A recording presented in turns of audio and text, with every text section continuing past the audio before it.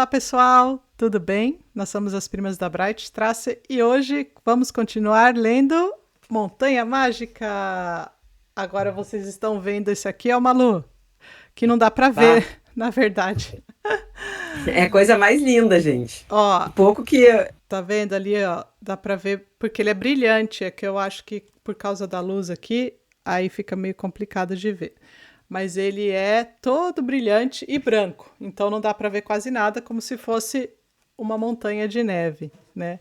Eu aqui inventei de visitar uma livraria no dia do lançamento de uma contemporânea, que as primas também vão ler, já estão anunciando no outro vídeo, né, Malu, do Shakespeare, que nós vamos ler este hype aqui dessa autora irlandesa, que tem um monte de gente falando, tem gente que fala bem, fala mal, e a gente resolveu ler. Só que aí eu fui na livraria nesse dia, pensando em comprar o livro, porque queria participar de um hype contemporâneo, de ser moderninha, e acabei saindo com esse daqui.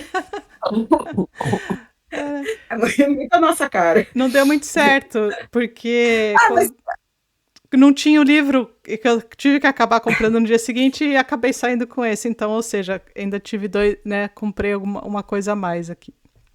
ou seja, Tati, deu tudo certo, porque tu viveu o hype, tu foi na livraria no dia do lançamento Não e tu tinha, eu ainda saiu com essa joia, né? saí com Porque um isso aí não é livro, clássico, isso é né? uma Que tá joia. aqui. Então, Malu, deixa eu só. Como teve gente que viu lá no Instagram e viu, e eu falei que depois eu falava aqui, né? Eu vi, ela estava encapada com plástico, né? Quando eu comprei. E eu vi, ela veio com um selinho que eu até guardei e colei lá no meu caderninho, que é uma edição limitada dos 100 anos da Montanha Mágica, né? Então, a editora é a mesma dessa daqui que eu já tinha, que é a da Fisher, né? E, assim, vou falar uma coisa. Ele é bonito por fora. As letras são maiores, mas praticamente a mesma coisa. Assim, ó, não tem figura nem nada dentro, tá, gente? Ele só tem essa cor, assim, um pouquinho, um azul bem clarinho aqui, por fora, nas páginas, meio pintado, né? E as letras são maiores do que aquela edição um pouco menor, que parece meio com uma de bolso, tá vendo? E a letra aqui é um pouquinho maior, tem bastante espaço nas margens, tá vendo? Para escrever. Só que é aquela página bem fininha, igual outra edição. É aquela página bem fraquinha, sabe? Então, assim, pela beleza, e é claro, a gente está lendo aqui nas primas e tudo, então eu acabei comprando, mesmo não sabendo como que era o miolo, como que eram as coisas. Mas ele é praticamente, o miolo é parecido, só que em tamanho aumentado, porque dá para ver que ele é um pouquinho maior. Para quem já não enxerga muito bem para ler, essa aqui as letrinhas realmente são bem pequenininhas, tá vendo? São bem pequenininhas, então não dá para ler talvez tão bem como no maior ali, mas também dá para ler. Enfim, foi Sim. um mimo que eu fiz para mim. Claro, tem que ter o livro para botar na sala. Tem que pôr, né? Mas é gostoso, porque Não, também eu os não livros que a tenho gente. dó, assim. Então, se eu pegar para ler, que nem eu tô pegando nesse aqui, eu tem várias coisas que eu venho consultar no original, porque eu quero e tal, às vezes questões de palavras, e eu venho e vejo no original. Então, até aquele lá eu posso até fazer a mesma coisa. Até tem mais espaço até para anotar fazer alguma anotação na margem. Claro, assim, ó, eu acho que quem é de fora da bolha talvez olhe pra gente e pense por que que essas loucas têm que ter 4 livros da Sim, mesma edição. Mas são os nossos prazeres, né? exatamente. Não, são os nossos prazeres. Pô, os livros que eu gosto muito, eu gosto de ter em diversas edições. É, E às vezes eu me desfaço de umas que não me fazem tanto sentido pra mim, sim. assim, tá, deu, já teve teu tempo aqui em Uhum, casa, sim. vai, vai, mas outros eu gosto, eu mantenho. E não tem muito, aqui eu não sou muito tanta beleza, sabe? Às vezes, eu acho que todo mundo é assim, né? Tem uns que te Uhum. apega pela beleza, né? É que nem na vida, né? É, e É que nem na vida amorosa, uns te que apega pela você tem beleza. você tem é um valor sentimental, não é?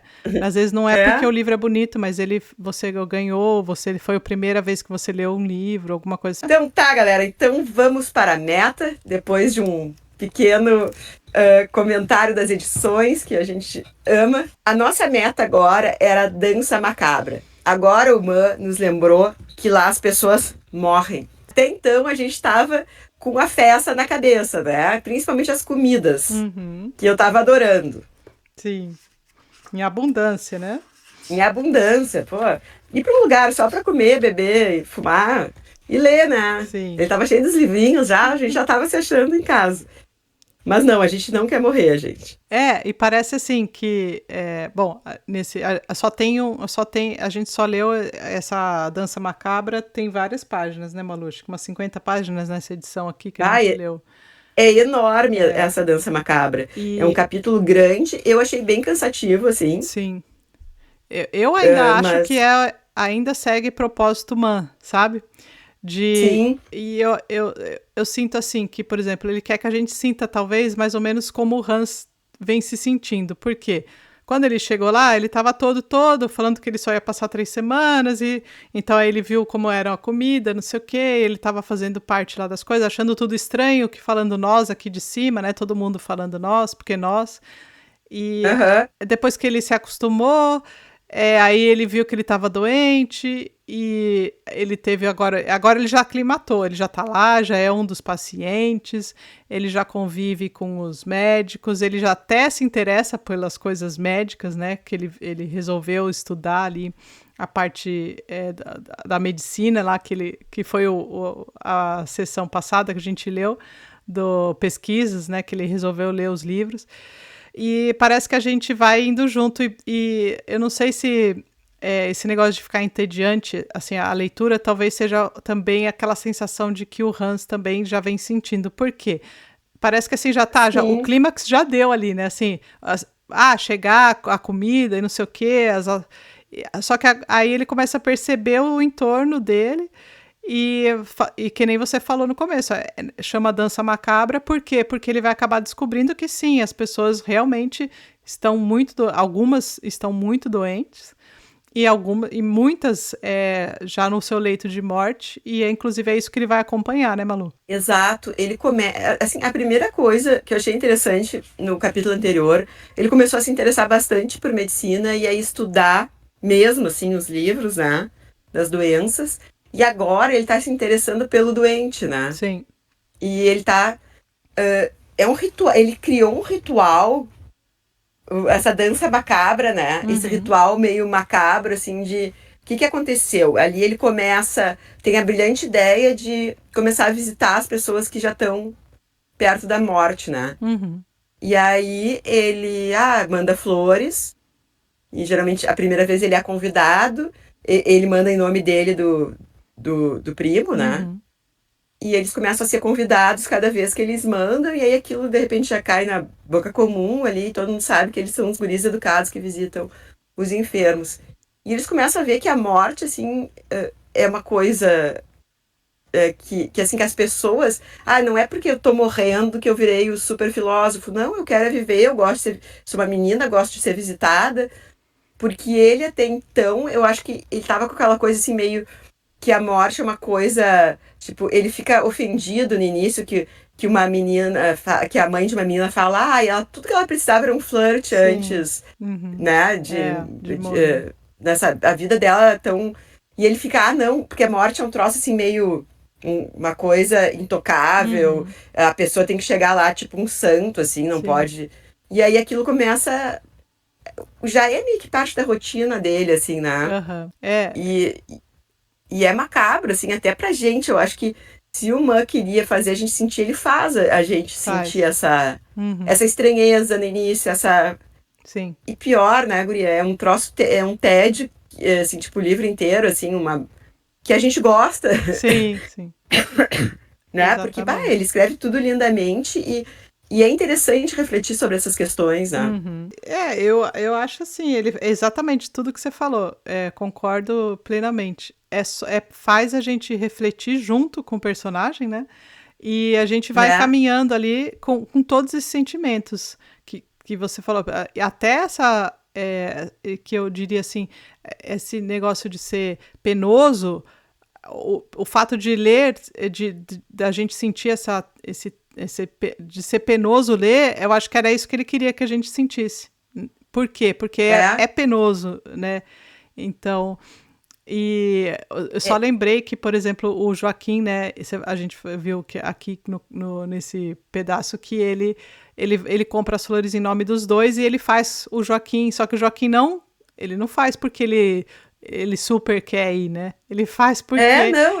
o primo dele meio que instiga não, mas força ele de certa maneira a fazer, porque fala assim, se você não fizer, você não, ele não fala isso, mas o sentimento que o Joaquim tem é de que ele tem que fazer isso por ser cristão, né? Então, Sim, pelo sentimento cristão. Isso, como um cristão agiria fazendo isso? Então ele vai lá e faz, entendeu? Até aquele negócio das regras, né? Ele faz porque ele quer se sentir que está agindo de acordo com os termos cristãos. Então eu achei até isso ele coloca perfeitamente na relação da personalidade dos dois ali.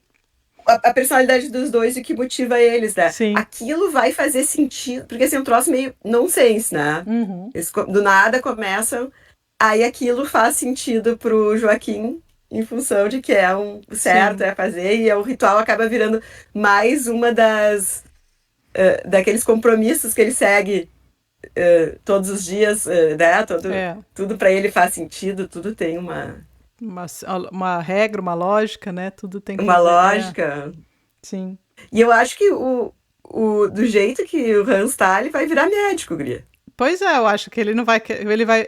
quem sabe... Pensei, sabe? Que ele vai ser o novo Dr. Behrens lá. Exato. O Dr. Behrens, ele foi pra lá, acho que por causa da esposa, né? A esposa acabou falecendo e depois ele se tornou médico lá na montanha, não foi? Da história dele que a gente sabe. Eu acho que o Hans é o novo Dr. Behrens aí. É o novo Dr. Behrens. Acho que sim. Eu acho que é por aí, Tati. Acho que ele vai virar. E eu acho que essas coisas, assim, que a leitura te provoca, assim, tão íntimas, assim, né? Esse negócio a morte, né? São coisas, assim, que não tem, assim, claro, a gente tá aqui falando sobre... Mas não tem como a gente falar umas coisas que acabam tocando tanto na intimidade da gente, né? Sim, sim. Por isso que eu acho que esse caráter terapêutico da leitura, de fazer a gente enxergar, de fazer a gente revisar, né? As atitudes, os pensamentos, assim, é tão bacana. Sim. Né? Capítulo, assim... Mas eu tava falando sobre os gatilhos que esse capítulo traz, coisas muito íntimas, coisas de a gente revisar as nossas atitudes, até nossos pensamentos, né? Uhum. Isso é muito difícil a gente vir conversar aqui, porque é muito íntimo de cada um, mas o que a gente pode falar aqui é como a leitura é fantástica em todos os sentidos, e como o Mann consegue ser tão fantástico, assim, de trazer tudo isso de uma forma tão delicada, assim. Sim. Né? O texto dele é muito, muito bonito, assim, muito... Eu vou falar um pouquinho da minha dificuldade, uma dificuldade maior nessa meta que a gente teve agora. Por quê, Malu? Justamente por isso. Porque por trazer tantos gatilhos, e daí que eu acho que às vezes a leitura fala assim, é muito difícil ler esse livro, ou ler essa parte para mim foi especialmente difícil, até porque eu tive muitos gatilhos com isso. E aí, quando você tem gatilhos, você tá na leitura, só que sua cabeça começa a ir para outro lugar. E você começa a ter lembranças, ou você começa a pensar em outra coisa, e aí a cabeça vai embora. E aí você tem que voltar para o texto. E quando você percebe, você já leu uma página e não estava mais prestando atenção. Por quê? Exatamente porque você teve um gatilho, porque você pensou em outra coisa. E às vezes, claro, aí a gente tem que se forçar a voltar, né? Voltar ao parágrafo e voltar e ler tudo aquilo ali. Então, é claro que exige um esforço, né? A gente não espera ler um Thomas Mann e falar assim, eu leio em 5 minutos, aqui a meta e tá. Não é assim, então. Mas, não é assim. Como a Malu falou, é válido porque faz a gente pensar. E faz a gente... Claro, às vezes não são todas as coisas que a gente pensa que são prazerosas. Tem livros engraçados que a gente dá risada, tem várias coisas que a gente... Tem coisas que causam... tristeza, tem coisas que trazem revolta, a gente fica nervoso, então tem muita coisa, e eu acho que isso que é bom, a gente passa a refletir através de uma leitura. Um bom autor, na minha Exatamente. opinião, é justamente esse, que traz isso aí. Não um autor que seja fácil, que traga emoções rápidas, né, pra gente. Senão, pronto, já explodiu a emoção e a gente já tá em busca de outro. Para isso existem os aplicativos hoje em dia, né, Malu? A gente na hora tá lá. Tic, tic, tic. Aí, se você quer alguma Entrega. coisa mais lenta, você pode ler o Thomas Mann com a gente. E eu tava justamente assim, tem algumas. E eu acho que isso aí até é uma coisa que o próprio autor programa, né? Uhum. Porque assim, ó, tu não vai ler. Como é que eu vou. Tu não vai ler aquele livro, tu vai viver aquele livro. Sim. Então, cada meta que a gente faz é uma meta que a gente vive, eu acho. Sim. E viver essa meta foi uma coisa meio sobreviver a ela, assim. Porque realmente tive que retornar. É bem isso que a Tati falou, os gatilhos que te levam para outro lugar e aí tu tem que retornar, porque aquilo tá muito interessante, né? Sim. E isso é tão humano, né? Eu acho que isso é o que é. E ele traz umas respostas, assim, né? Ele fala, né? O que quer dizer humano? Tudo é humano. Uhum. Então a gente começa, assim, a... Sim. E aquela coisa, assim... eu tava falando do como o Hans encarou, assim, que uma hora eu tava tentando achar a palavra, mas uma hora ele mesmo traz, né? Ele diz que latim é a língua pra morte, né? Porque daí aí já, claro, é a austeridade que a gente pensa na morte, né? É aquela coisa de respeito e austeridade da morte, né? Sim. Que ele... Que é pra gente também, assim, e eu acho que a gente tá num ponto da vida, assim, eu nunca pensava nisso até ter a grande perda, né? Sim. Ou pensava, assim, como pequenas perdas. É difícil mensurar, assim, mas tu perde teu avô, tu perde... Sim. E aí, aquilo é muito triste, é uma perda muito grande naquele momento, e aí tu começa a envelhecer e tu perde teu pai. Sim. Aí é foda pra caramba, né? Então, acho que daí, cada vez que a gente vai envelhecendo, a gente vai perdendo coisas mais próximas, vai começando a valorizar e vai começando a ver como é importante viver. Viver. E a leitura é esse alargamento de vida, né? Sim. Então, assim, foi bom. Ah, tá, mas então tu tá te torturando. Não, foi maravilhoso viver esse capítulo, viver essa meta. Exatamente. Aliás, o que faz a gente pensar e repensar... não necessariamente a gente não, né, não é tortura, né, Malu? Tortura, pelo amor de Deus, é não ter o que ler.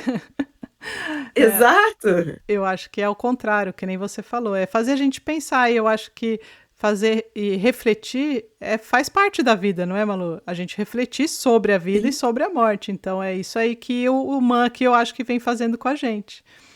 Fazendo a gente refletir sobre esses assuntos. E essa bagagem que faz sobreviver, porque a gente vê, né, que as pessoas às vezes ficam injustamente, essas histórias ficam presas injustamente por anos, assim, ou ficam num campo de concentração, tem tantos exemplos em livros e filmes, e muito do que traz essa força é essa leitura. Sim. Mesmo os que não tinham acesso a livros, eles tinham acesso às histórias dos que os que muito liam contavam, né? Né? Tipo, então, as histórias fazem a gente sobreviver. Sim. E às vezes a gente fica anos numa situação muito ruim, mas não precisa ter tão ruim, sabe? Tu tem as histórias. E nas situações boas, melhor ainda, né? Sim, com certeza. Livro é tudo de bom, galera. Pelo amor de Deus. Lembre-se... Eu até, como diz o Nelson Rodrigues, eu até tenho vergonha de ficar aqui profetando óbvio. Então, o livro também cura. Temos que lembrar disso. Além dos remédios. Essa montanha vai nos curar de muita coisa. Vai. Malu, eu achei muita graça aqui, porque o Man aqui, num certo ponto, sempre falando sobre a passagem do tempo, né? Porque ele tá falando aqui, daí na página 342 aqui dessa nossa edição, da tradução, eu gosto dessas interrupções do narrador, que faz assim, ó. Pois não nos esqueçamos de que, enquanto narramos, o tempo progride sem descanso no seu curso silencioso. Né? Então, eu acho muito interessante quando ele coloca essas... o narrador para chamar a atenção da gente em alguma coisa, né? Ele quebra a quarta parede, como dizem no cinema, né? Quinta parede. E chama atenção, fala assim, olha, enquanto a gente está aqui falando sobre essas coisas, o tempo passou, já estamos, né, o tempo passou e já estamos no mês tal, e ele vai fazendo isso daí. Porque ali ele faz a referência de já estar no ano novo, já ter passado o ano novo, né? É, ali, voltando um pouco ali na 333, porque começa no Natal. E ele recebe um presente, ele recebe vários presentes, né? Pelo jeito, os guris são bem mimados ali. Sim. Ele recebe um presente do Schaller. Aham. Né? Eu não sei se é presente, tem uma coisa que ele fala ali que me chamou a atenção, mas é uma bobagem, tá? O pacote com certeza foi feito pelo Schallen. Isso. Quem é o Schallen? Eu não me lembro. É o tio dele ou é uma pessoa que trabalha pro tio dele? É verdade, eu tenho que ver também. Eu acho que era alguém que trabalhava lá, não era? Eu preciso... Isso é uma perfumaria que eu já me esqueci. E eu acho muito bonito ali, bem no início da nossa meta, no 331, que ele falou, né, sobre... ali no último parágrafo, todo ele é muito bonito. E aí no final, ele... Assim, só um exemplo de como ele escreve bonito. Ele fala... sobre o tempo, etc, etc, o peso era considerável, dilatavam-se até formar uma pequena eternidade, insertavam períodos de extrema solidez na fuga fantasmagórica do tempo, imenso. Sim. É uma poesia, né? Da fuga fantasmagórica do tempo imenso. Sim. E assim a gente vai se deparando com umas... sério, assim, umas coisas... É muito bonito, né? E aí ele começa a falar também daquele estilo Setembrino de ser, né? Que começou na época, eles começam a falar quem é Jesus Cristo, né? E tem tudo isso, né? Porque antes de falar das visitas, a gente começou pelo final da meta, que era essa rotina da dança macabra, das visitas dele. Ele fala muito sobre o que é o Natal, Jesus Cristo, etc., o Grande Rabino, né? Dá várias interpretações, né? Inclusive, que com ele, que aí Settembrini diz que com ele que nasceu o humanismo, né? Tudo o Settembrini puxa para a filosofia dele, né? Sim. Que é a ideia de valor da alma individual junto com a ideia de igualdade, numa palavra, a democracia individualista. Então aqui, o Settembrini sempre Jesus Cristo era o político do Settembrini. É uma figura, né? Essas coisas, assim, são fantásticas, né? Ele põe... E a gente vai conhecendo melhor os personagens e estamos cada vez mais íntimos dos personagens, né? Sim. Das personagens. E nesse aqui a gente tem uma... Como ele passa por várias pessoas, né? A gente tem... E por isso até que o capítulo se prolonga. Ele traz para cada um ali, para cada visita, ele traz um pouco mais de cada um, né? Então, e a gente vai convive um tempinho ali para entender. Mas então, Malu, sabe uma coisa que eu notei aqui? Agora eu não lembro se isso foi mais nesse capítulo, a Dança Macabra, né, nessa sessão, ou se já no livro mais para trás, que o narrador aqui, ele sempre faz assim, ele quer resumir e fala, numa palavra, o destino dessa mulher era terrível, numa palavra, ele não sei o quê, ele traz isso acho que mais de 3 vezes, né, só nesse pedaço, né? Eu queria até ter, eu acho que o Mann tinha alguma intenção em ficar fazendo essas... querer falar assim, numa palavra era tal, não sei o que, fazer esse resumão não, mas essa simplificação, né, porque essa aqui me chamou a atenção por se repetir bastante aqui, agora eu não me lembro se isso já aconteceu também mais no texto para trás, ou se, mas nesse aqui eu percebi que várias vezes que tem essa... ele para e fala, numa palavra tal, e ele fecha assim, entendeu? E eu falei assim, talvez tenha alguma coisa que a gente não capta aqui, mas deve ter um porquê disso daí, entendeu? Sim, eu acho que sim, tipo... Tá, então por que tu escreveu isso tudo, mano? Então, a gente tinha que conversar com ele. Pois é, né? A gente não vai ter esse prazer. Pois é. Então... A Susan Sontag falou com ele quando era criança, né? Falou. Quando era criança. Ela conta que era quando ela era uma jovem adolescente. Isso. Mas na biografia dela dizem que não, que pela época ela já estava no final da faculdade. Há controvérsias. Sim.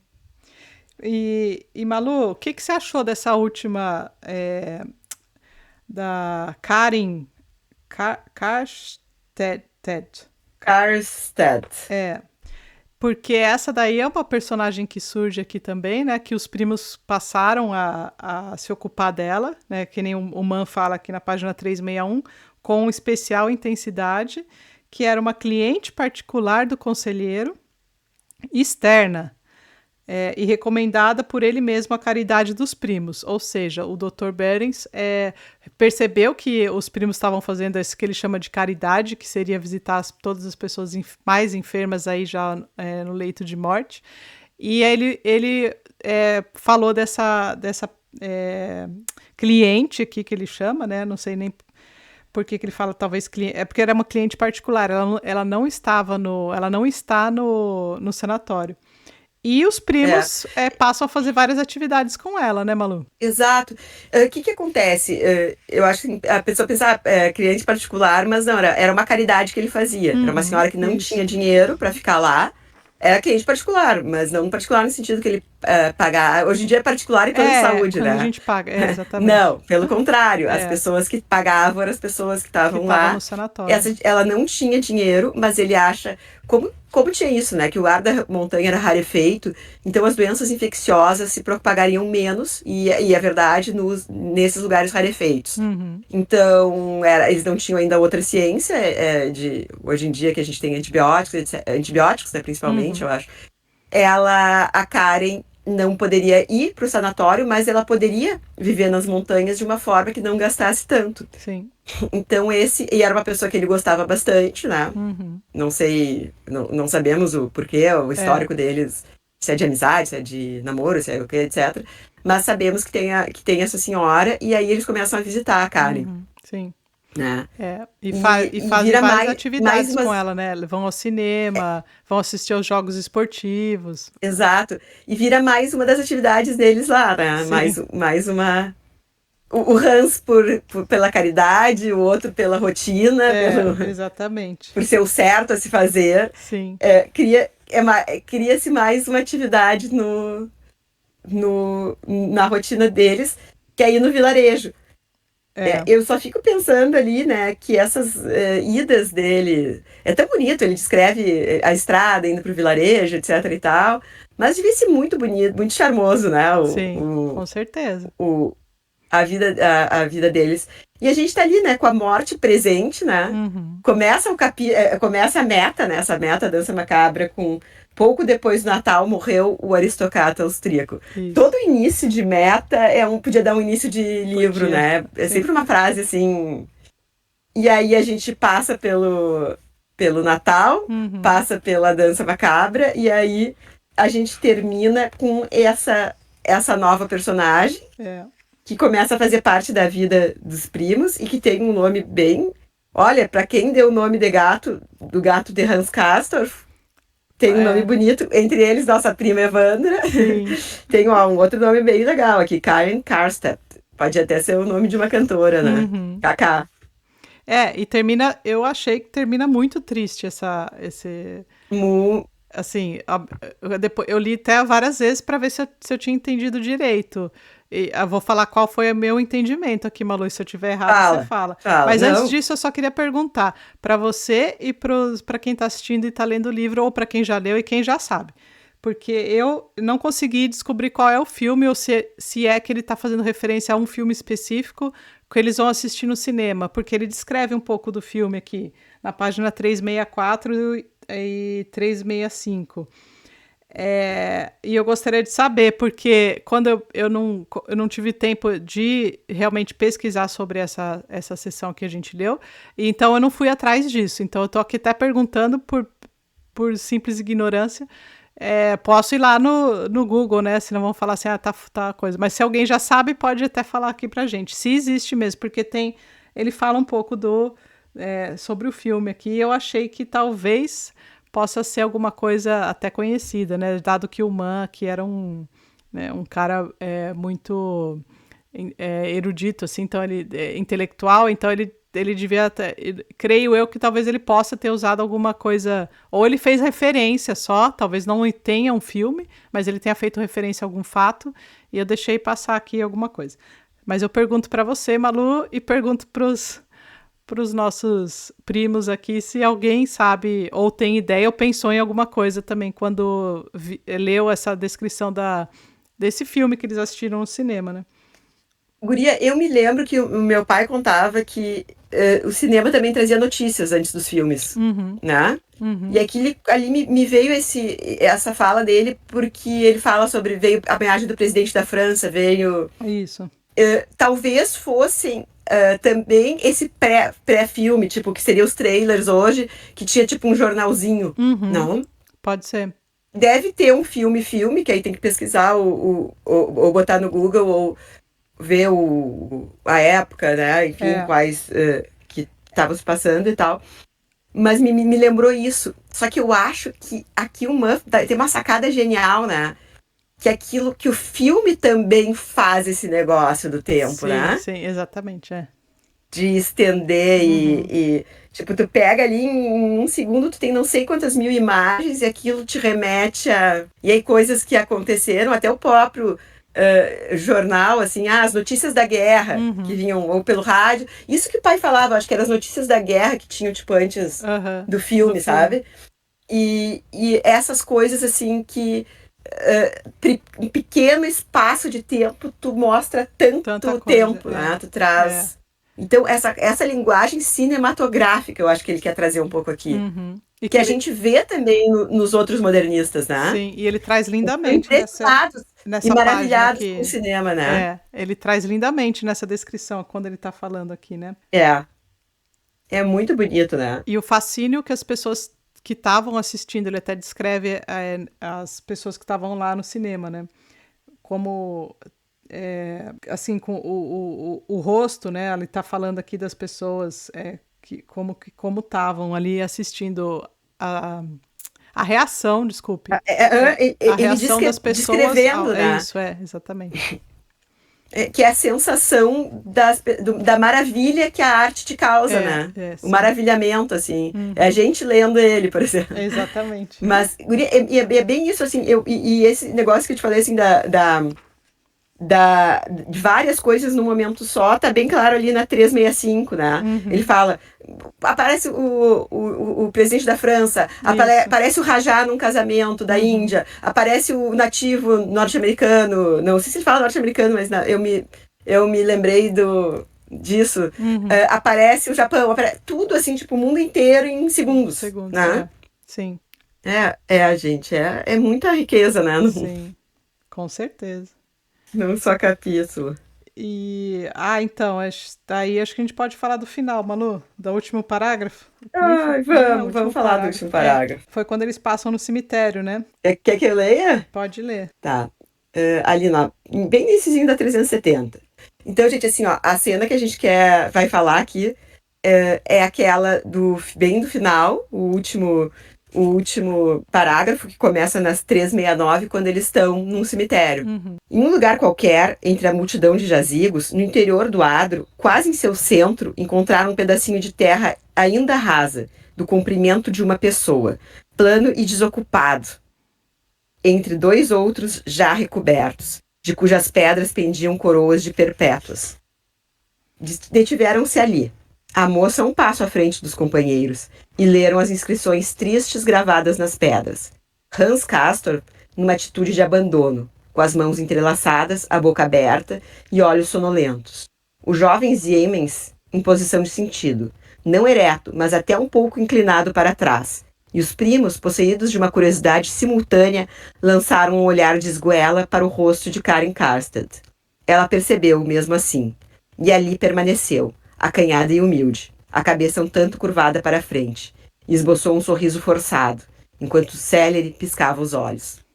Olha a beleza dessa descrição. Sim. Primeiro, eles naquele lugar, o que remete, dois jazigos fechados e um aberto ali, esperando quem? Ela. Né? E aí eles se olham, né, ao mesmo tempo para ela, e ela ao mesmo tempo tá humilde, e tá nervosa, né? Sim, então. Porque os olhos piscam. E olha só... Como quem não chorou, não viveu esse capítulo. Como ele descreve a posição, Ou seja, né, até o Joaquim, ele tá numa O- posição ereta, só que um pouco para trás. Ele não fala disso do Hans, mas e dela, ela fala que ela está até inclinada para frente. Então tá, Quase pulando, né? ela tá assim, como se dissesse, aqui é o lugar dela, né? Ela já tá, ela é bem doente, ela tá bem mal, como eu falo assim, ali é o lugar dela, e ela sabe disso, e eles, quando param ali, sabem disso também. Que ela vai provavelmente morrer em breve, né? Ou ela não tem, talvez, muito mais tempo. E ela sabe disso, né? E eu acho que até essa foi a minha impressão. Me passou de que ela tanto sabe disso que até a posição dela de mais inclinada já faz referência a esse próprio entendimento dela. Sim. Guria é uma forma bem, bem bonita, né? De refletir sobre.